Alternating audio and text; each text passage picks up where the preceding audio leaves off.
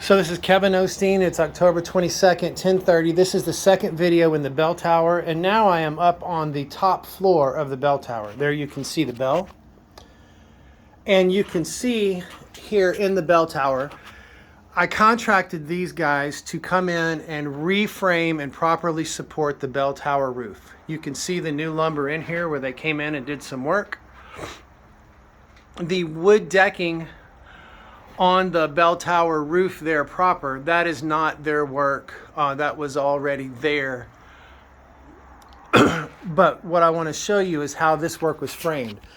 So as you can see, here's the floor that's carrying the bell, right? And there's a plate going all the way around that they added. It's on all four sides. And this plate is transferring load from the roof to this next floor here, which is then supported by the workings that I showed you in the previous video. These studs or uprights here, there are 6 on each side, are carrying the double joist that you see right here. I'll put my hand on it. This double joist, this top plate, and the roof, which is here.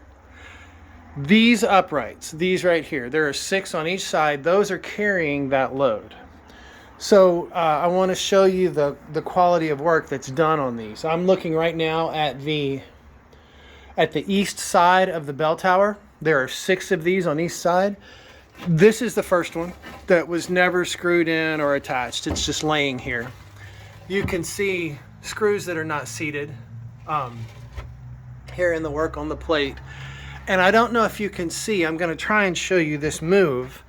They used the wrong screws to put everything in. If I wanted to, I could pull all of these off by hand.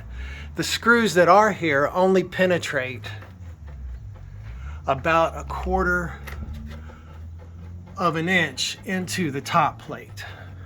So they're just barely holding. And that is the case. It's the same screw heads all the way around. I have not pulled all these screws to check, but I'm going to show you what I see here on this screw. So here's another one. This is on the south side of the bell tower, right?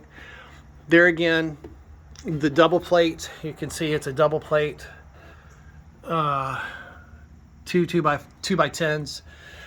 These are the 2x8, 2x6 uprights, and here's my top plate carrying the roof load.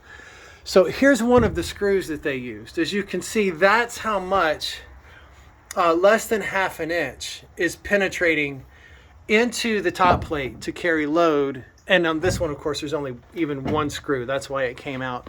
The others do at least have 2, but if you can see, man, I'm trying to do this and not move the camera.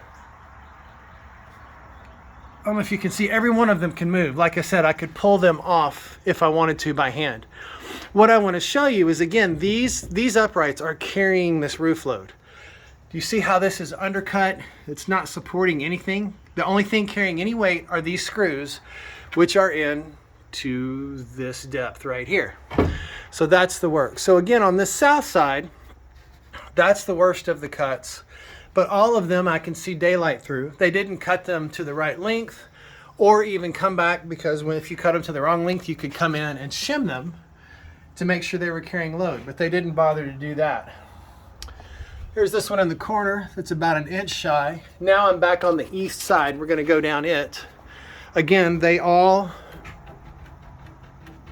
I don't know if you can hear it, but they can all move, every one of them. There, they stuck some garbage in the wall.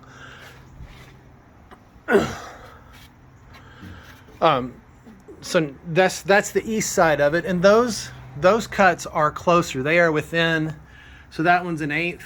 That's the biggest one on the east side is 1/8. But again, not carrying any load whatsoever. No shims, no repairs. This is the north side of the wall. Same scenario with all the screws. Too short, not adequate to carry the load, but look at the undercuts here. That one's about 1 1/4 inches, 1.5 inches. This one's not touching. This one's not touching. Closer, you can still see daylight through it. Not touching. Not touching. And those are the ones on the north side. So then here on the west side, again, same scenario. All of the uprights are very easy to move. And again, I could pull them out if I needed to.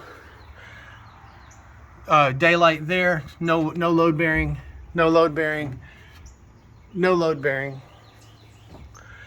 So that's 3 of the 6 on this side. So the workmanship is substandard, and it's not safe. It certainly is not what I contracted them to do. We met up here and had an extensive meeting about how to do this and how to properly carry this load. Had a plan worked out, and while this is the general plan, the execution of it is extremely poor. As far as leaks go, the leak in the bell tower is, and I'll have to get on top to investigate this, but it's up and in behind this plate.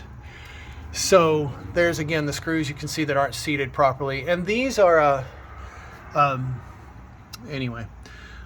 So I'll have to get up on top and see, but my suspicion is that this corner, this northwest corner of the gutter here, that you can't see because it's on the outside, is leaking, and that's what's allowing the water in. I sat here last night as the storm came through. It was dry when I got here. I waited for the rain to come. The rain came, and about 15 minutes into the storm, water started dripping down from up behind this joist and in and through.